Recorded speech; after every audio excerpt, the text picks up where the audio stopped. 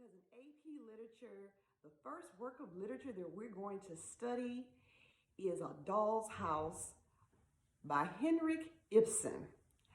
I'm what you call a feminist. I love feminist literature. I am pro-woman on everything. No disrespect to the men because it takes everything for the world to go around and to make the universe equal. However, I just love A Doll's House. It is written by a man, but we categorize it as feminist literature because the woman comes out on top. She reigns supreme. Our main character, Nora, has been held down by her dad, held down by her husband, and held down by society in the 1800s. At the time period the story is written, women don't have the right to vote. And men are able to pretty much treat their wives as property. A woman is not allowed to have a checking account. She's not allowed to own property. She has to purchase property in the name of her father or in the name of her husband. Well, Nora is really dealing with a lot living in this time period. And Henrik Ibsen, the author of the play A Doll's House, he has really shown some empathy, some sympathy for the plight of women and the women's suffrage movement. So he's opened up a lot of doors. The play is very interesting. It starts off a little slow, but it picks up and has a wonderful, exciting surprise ending. Well, before we get into all of that, and to really be able to understand the point of view of the author, we call the author's point of view, we're going to look at the life of Henrik Ibsen. We're going to learn what makes Henrik Ibsen so special. And we're going to learn that life was not easy for him. He did not start out as a wonderful, well-known playwright.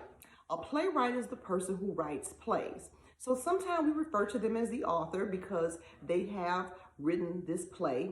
But more specifically, we refer to them as the playwright because they've written the script to the play.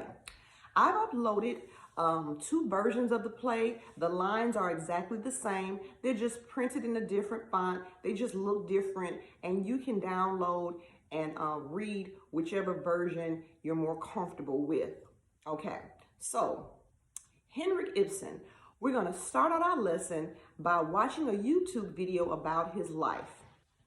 We're going to learn as much as we can about him as an individual, his mindset, his point of view, his philosophy, because that will greatly help us to understand his writing.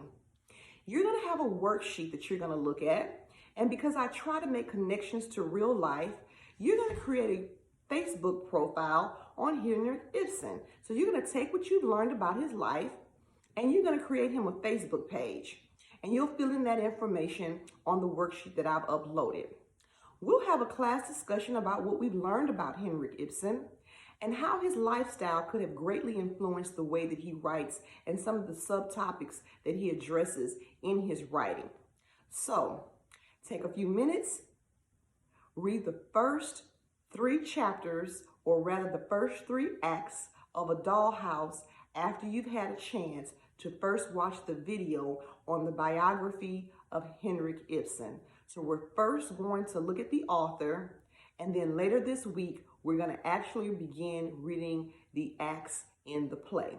So I mistakenly referred to them as chapters, but they're actually called acts. So think about that we're reading an actual play, and that the play is broken down into acts. So each act is equal to what we would know as a chapter within a novel, but we're reading a play. Anything written in italicized writing, those are stage directions. Those are not part of the lines of the actual character. But we'll get into more of that later. The first thing I want you to do is to dive into the life of Henrik Ibsen, playwright.